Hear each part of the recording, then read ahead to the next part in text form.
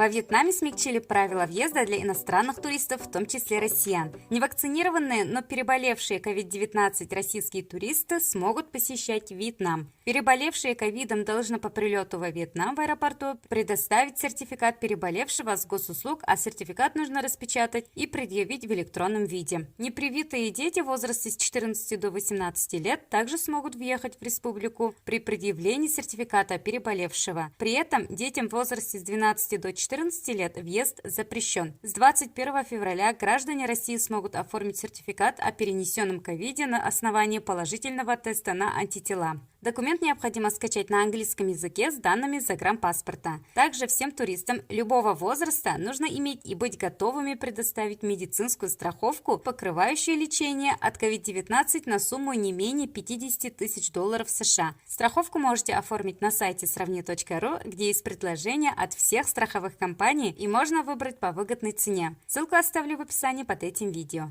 Перед вылетом туристу нужно скачать и установить мобильное приложение PS COVID, доступно для Android и iOS. На российские номера приложение не регистрируется, поэтому в аэропорту по прилете туристам необходимо купить вьетнамские сим-карты для регистрации в этом приложении. Примерная стоимость сим-карты $6. Это приложение необходимо для посещения магазинов и ресторанов в городе. По прилету во Вьетнам нужно будет заполнить медицинскую декларацию здоровья для иностранных граждан.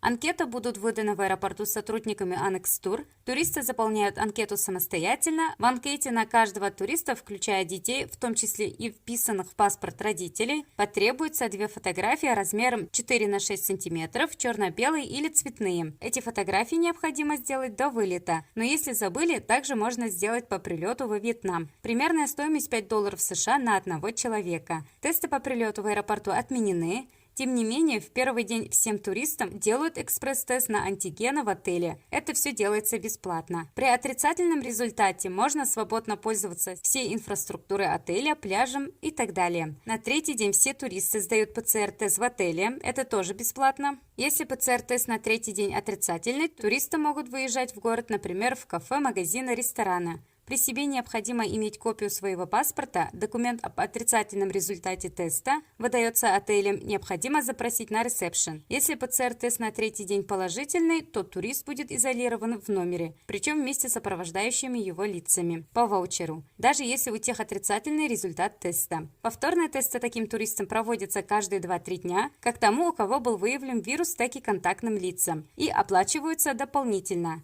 Стоимость каждого ПЦР-теста $35 США на одного человека. Для покрытия расходов турист с положительным тестом должен связаться со страховой компанией и зарегистрировать случай. Однако для контактных туристов, находящихся на карантине, у которых отрицательный результат теста, страховое возмещение не предусмотрено.